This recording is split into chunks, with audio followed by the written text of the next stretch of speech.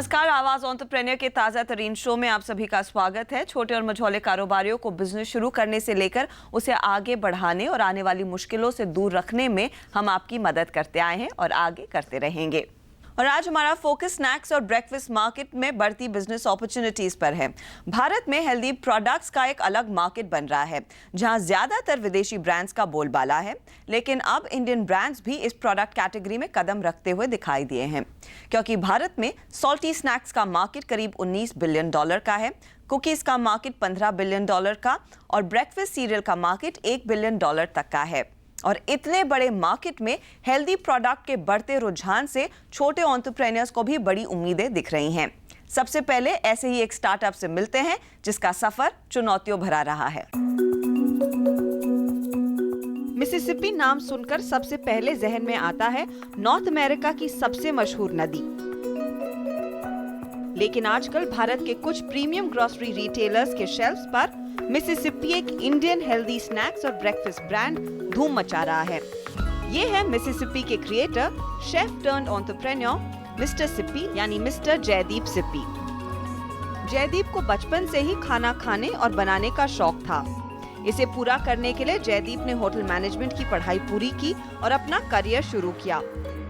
लेकिन खाने का यही शौक जयदीप के लिए महंगा पड़ा और इत्तेफाक से आगे चलकर जयदीप को एक एंटरप्रेन्योर बनाने में कामयाब रहा। I got sick. मेरे लिए this was a very deep hurt and a deep guilt in my life, क्योंकि मुझे actually खाने और food के बारे में समझ है। There are so many people around us जो technology and software and architectural and science people जिसके बारे में जिसे खाने के बारे में इतना समझ नहीं है, they get sick, they'll deal with it. For me it was like a deep pain. So I decided I'm going to start looking at the way I eat to make it a lot more responsible, to make it जैसे मेरे दादा और दादी और नानी और सब लोग खाते थे, more rich, more wholesome, more complex, eating by the seasons, eating the things that are good for you as opposed to that is processed and easily available. शरीर में आवश्यक सभी न्यूट्रिएंट्स में से एक होता है फाइबर, जो ब्लड प्रेशर, कैंसर, डायबिटीज जैसी बड़ी बीमारियों को कंट्रोल में रखने की अहम भूमिका निभाता है। फाइबर का काम सभी न्यूट्रिएंट्स को इकट्ठा कर टॉक्सिन्स को शरीर से बाहर निकालने का है। जयदीप ने मिसिसिपी की रेसिपीज बनाते वक्त फाइबर को अहमियत दी और साथ ही शरीर के लिए सभी जरूरी न्यूट्रिएंट्स के मिक्स से टेस्ट का भी ख्याल रखा। So our primary flag in the mud is fiber. We also use a lot of wholesome ingredients. We don't use refined products. We don't use wheat. We try to be gluten free wherever possible. तो इसमें बहुत से other folic acid and nutrition and minerals and vitamins and micronutrients and zinc and magnesium and बहुत से other चीजें हैं। 2011 में muesli से मिसिसिपी की शुरुआत हुई और बड़े कॉर्पोरेट ऑफिसेज में कियोस्क के जरिए म्यूस्ली के 6 फ्लेवर्स बेचकर कंपनी ने अपना ब्रांड लॉन्च किया। लेकिन इतने बड़े इन्वेस्टमेंट के बावजूद ब्रांड ज्यादा बिका नहीं। इस बड़े फेलियर से जयदीप ने बिजनेस का सबसे बड़ा सबक सीखा। सिर्फ अच्छे लुक, इनोवेटिव प्रोडक्ट और मॉडर्न डिस्ट्रीब्यूशन के बजाय प्रोडक्ट डेवलपमेंट और ट्रेडिशनल डिस्ट्रीब्यूशन पर फोकस रखना भी जरूरी था। हमें अपने बिजनेस के हर डिपार्टमेंट में इनोवेशन की शायद आज ज़रूरत नहीं है। We already have a completely forward-thinking product. Let's not throw the baby out with the bathwater. So we decided कि हमारा distribution strategy हम सोच रहे थे that we needed to innovate does not require innovation. Let's just be a really good product development company. Because can we be the best kiosk company in the country? Perhaps not. Maybe Cafe Coffee Day can do a better job, Subway can do a better job, etc. But can we be a really kick-ass product development company, creating really cool products? We have a good shot at it. So let's not throw the baby out of the bathwater. Took a step back, said, हम products बनाएंगे, and let's go with traditional distribution. Natures basket के साथ अक्टूबर 2013 में Mississippi ने दिल्ली, मुंबई के 50 से 60 retailers के साथ वापसी की। इस बार मिसिसिपी के प्रोडक्ट रेंज में कुकीज और नमकीन स्नैक्स भी जोड़े गए और इस बार ग्राहक मिसिसिपी पर टूट पड़े।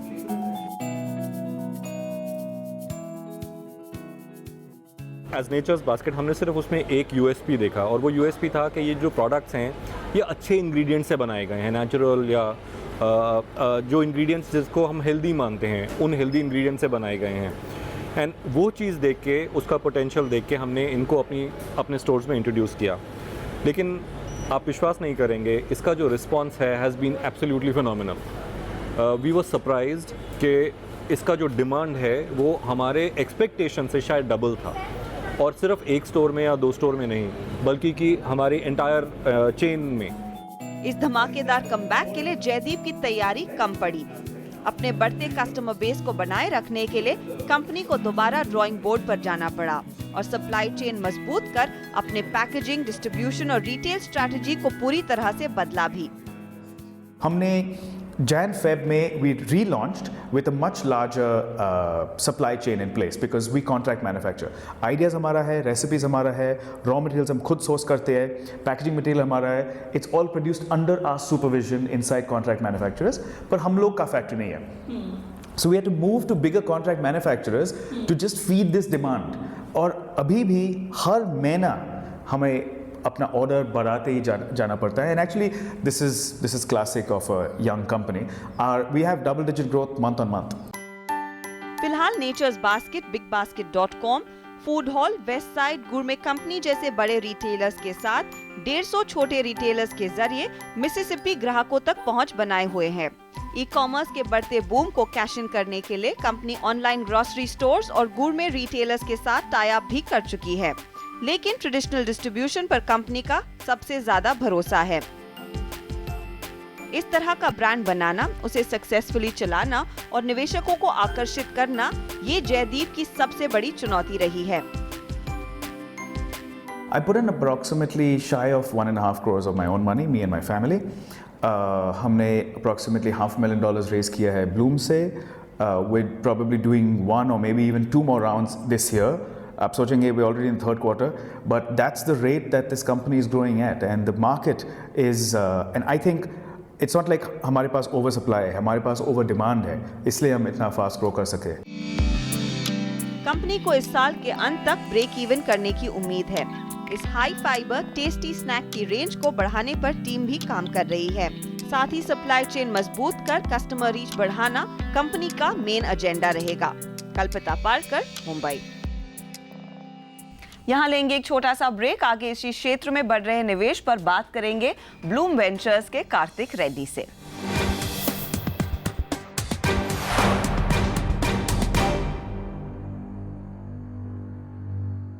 आप देख रहे हैं आवाज एंटरप्रेन्योर CNBC आवाज पर. ब्रेक से पहले हमने देखा बहुत मेहनत कर जयदीप सिप्पी ने आखिरकार अपना ब्रांड मिसिसिपी को सफलता से लॉन्च किया. जयदीप के पैशन के पीछे ब्लूम वेंचर्स का भी बड़ा हाथ रहा है. कंपनी के शुरुआती दौर में ब्लूम वेंचर्स ने निवेश किया और फाउंडर को मेंटर भी किया. तो निवेशक इस स्पेस को लेकर कितने उत्साहित हैं, इसी पर बात करने के लिए हमारे साथ ब्लूम वेंचर्स के को फाउंडर कार्तिक रेड्डी मौजूद हैं. कार्तिक, स्वागत है आपका आवाज एंटरप्रेन्योर पर. इस स्पेस को लेकर आप में क्या इंटरेस्ट जगा कि आपने मिसिसिपी जैसे ब्रांड को सपोर्ट किया, जो इनिशियल फेज में काफी स्ट्रगल कर रही थी कंपनी? तो ऑलवेज 2 चीज़ें होती हैं जब हम इन्वेस्टमेंट थीसिस बनाते हैं अपने, कि कंपनी में कैसी प्रोडक्ट बन रही है, उसकी मार्केट कितनी अट्रैक्टिव हो सकती है फ्यूचर में, और जो उसके पीछे एंटरप्रेन्योर है वो कितना पैशनेट है अपने प्रोडक्ट में. जयदीप में ऑब्वियसली वो पहली क्वालिटी बहुत स्ट्रॉन्ग थी, और वो काफ़ी कन्विंस किया हमें कि इसका फाइनल रूप क्या होगा हमें उस समय पता नहीं था, बट लग रहा था कि ये कुछ करके दिखाएगा.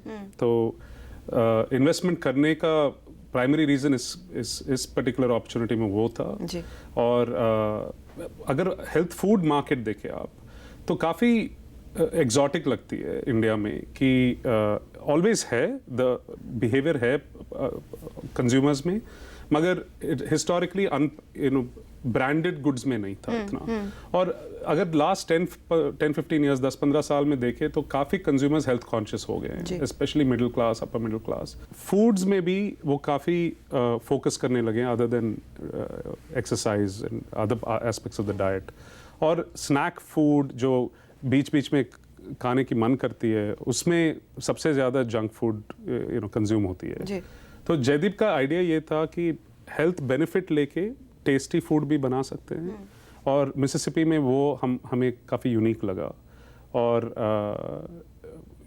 बिजनेस प्रोपोजिशन ऐसा था कि प्रोडक्ट इनोवेशन में ज़्यादा जोर डालें, उसको प्रोग्रेस करें कैपिटल के साथ, और डिस्ट्रीब्यूशन बाकी रिटेल आउटलेट से के ऊपर लेवरेज करें।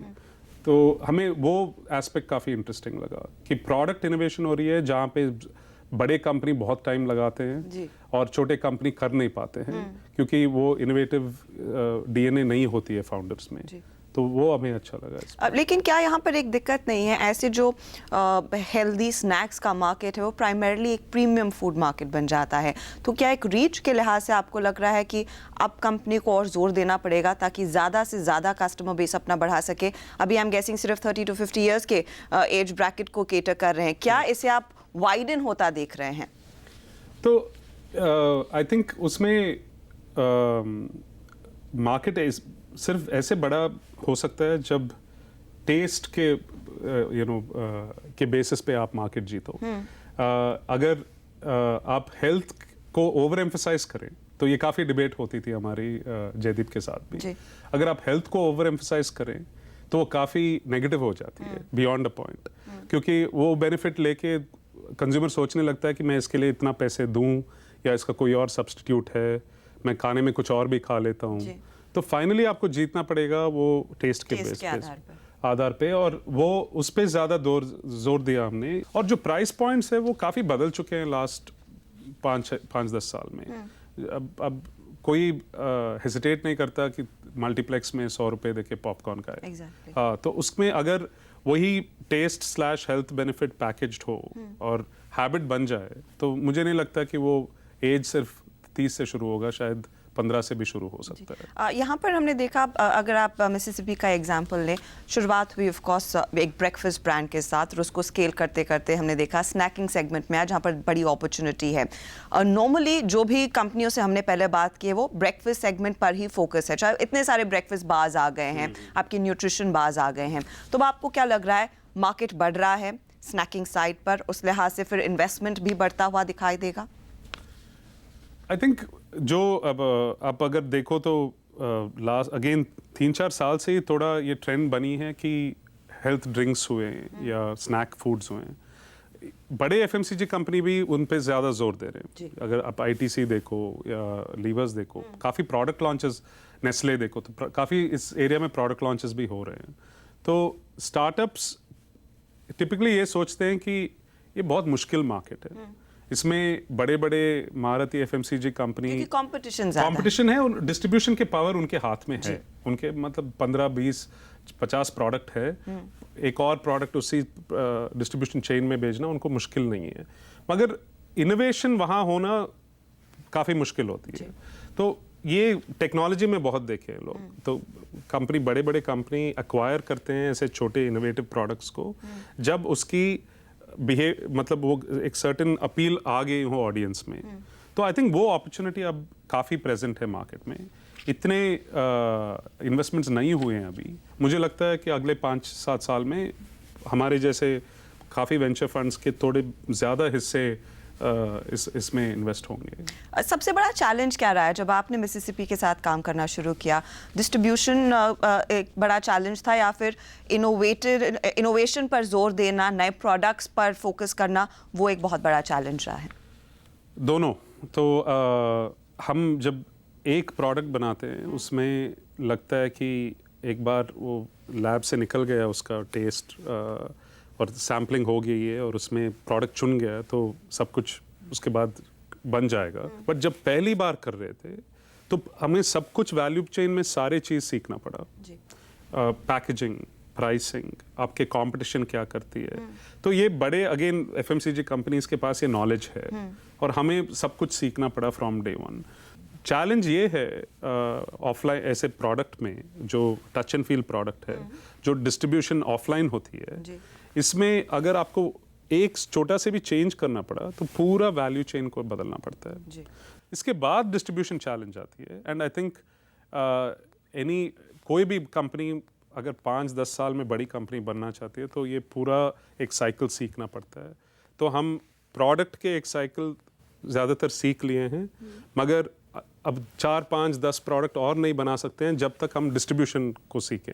जब वो सीख लिए तब आई थिंक बहुत आसान हो जाती है और 5-10 इनोवेटिव प्रोडक्ट डाल देंगे और दैट इज़ शायद वो नेक्स्ट फेज हो कंपनी में और नेक्स्ट राउंड ऑफ इन्वेस्टमेंट उसी में जाएगा। अगर कोई नया निवेशक नया एंटरप्रेन्योर इस समय आपको अप्रोच करता है इसी तरह के आइडिया के साथ, आप भले ही उसमें निवेश करें ना करें, लेकिन आप क्या उन्हें टिप्स देना चाहेंगी? क्या वो सीख है जो आपने इस पर्टिकुलर एंगेजमेंट के साथ ली है जो आप पास ऑन कर पाएंगे? क्योंकि कई लोग हैं जो हमारा शो देखते हैं और ऐसे आइडियाज़ को लेकर इंस्पायर होते हैं। पहले एक सेंस ऑफ यूनिकनेस होना चाहिए, एक क्रिएटिविटी होना चाहिए, सिर्फ 1-2-3 प्रोडक्ट के लिए नहीं मगर 4-5 साल के लिए। तो आपको एक अंदाज होना चाहिए कि ऑडियंस, आपके कंज्यूमर क्या ढूंढ रहे हैं, टेस्ट में, न्यूट्रिशन में, डाइट में, और उसके अगर ट्रेंड्स आपको इनहेरेंटली पता नहीं हो या इंटरेस्ट नहीं हो तो आई थिंक ये बहुत मुश्किल गेम है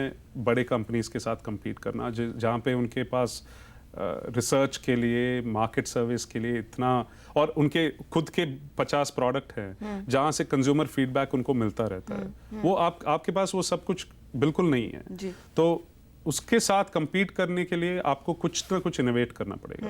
क्या आपको लग रहा है भारत में एक अपॉर्चुनिटी है उन लो स्केल कंपनियों के लिए भी एक ब्रांड बनाने के लिए? क्योंकि वो होता हुआ हम नहीं देख रहे हैं। इट्स जस्ट अनदर प्रोडक्ट जो आपने कभी एक बार ट्राई किया, पसंद आया तो दोबारा खरीदेंगे, लेकिन ब्रांड रिकॉल नहीं हो पाता है। हाँ, वो कमोडिटाइज हो जाती है और वो कहीं और जाके उसके वो ब्रांड पूछना भी मुश्किल हो जाता है। मेरे ख्याल से जो भी इसको परस्यू कर रहे हैं वो थोड़ा रिसर्च पहले करें कि कहाँ गैप्स है, क्या चल रहा है, कौन से सेगमेंट्स बढ़ रहे हैं, और उसके ऊपर उनको जांच करें कि कौन से प्रोडक्ट्स बना सकते हैं।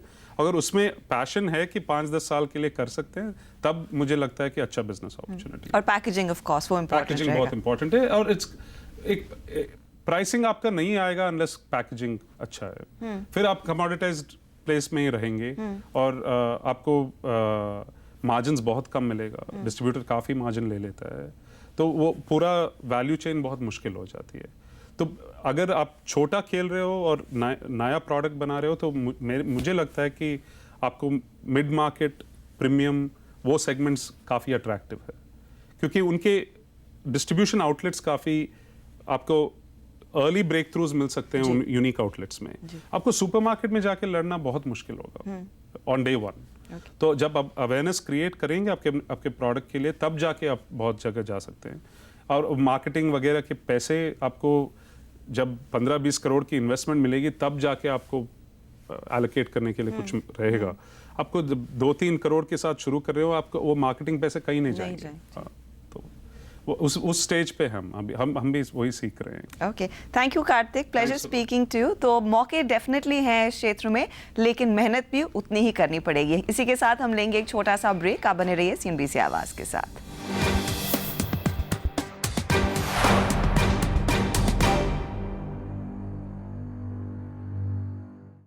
CNBC आवाज़ पर आप देख रहे हैं आवाज़ एंटरप्रेन्योर। देश की सबसे बड़ी ई-कॉमर्स कंपनी और ऑनलाइन रिटेल का सबसे बड़ा नाम फ्लिपकार्ट अब $100 अरब की कंपनी बनना चाहती है। कैसे करेगी फ्लिपकार्ट ये सपना पूरा, देख लेते हैं।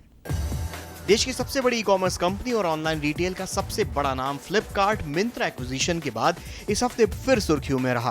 फ्लिपकार्ट अब $100 अरब की कंपनी बनना चाहती है। इसी लक्ष्य के मद्देनजर आज कंपनी ने $1 अरब जुटाए हैं। कंपनी के इस दौर की फंडिंग में मौजूदा निवेशक टाइगर ग्लोबल मैनेजमेंट और नेस्पर्स ने भी हिस्सा लिया है। इनके अलावा सिंगापुर के सरकारी wealth management company GIC, SL partners, DST global, iconic capital, Morgan Stanley और सोफीना ने पैसे लगाए हैं। किसी इंटरनेट कंपनी को मिली ये अब तक सबसे बड़ी निवेश राशि है। इस राशि के साथ कंपनी में अब तक करीब 4,500 करोड़ रुपए का निवेश हुआ है। कंपनी ने बताया कि वो आज जुटाए पैसे का इस्तेमाल वेयरहाउस डेवलपमेंट, डिलीवरी सिस्टम को सुधारने और टेक्नोलॉजी अपडेट पर करेगी। So we are going to invest a lot in creating a huge ecosystem, commerce ecosystem in the country, and so 3 main areas. So one is going to be technology, the second is going to be mobile internet, and the third is going to be payments and supply chain. Flipkart को देश की सबसे बड़ी e-commerce company बनी रहने के लिए सबसे तगड़ा मुकाबला मिलने वाला है दुनिया की सबसे बड़ी ई-कॉमर्स अमेज़न से। Amazon जल्द ही $2 अरब निवेश की तैयारी में है। इस विदेशी कॉम्पिटिटर के साथ देसी टक्कर देने वाली कंपनी होगी स्नैपडील, जिसने हाल ही में eBay से करीब 400 करोड़ रुपए के फंड जुटाए हैं। अब देखना होगा फ्लिपकार्ट, Amazon और स्नैपडील के इस ई-वॉर में ग्राहकों को कितना फायदा होता है। इसी के साथ आवाज एंटरप्रेन्योर में इस हफ्ते इतना ही। अगले हफ्ते फिर मुलाकात होगी कुछ और इंटरेस्टिंग आइडियाज के साथ। आप बने रहिएगा CNBC आवाज पर और याद रखिए आप हमसे संपर्क में रह सकते हैं फेसबुक, ट्विटर के जरिए। इसके अलावा आप हमें मेल भी कर सकते हैं ae@network18online.com पर। अगले हफ्ते फिर मिलेंगे। Take care.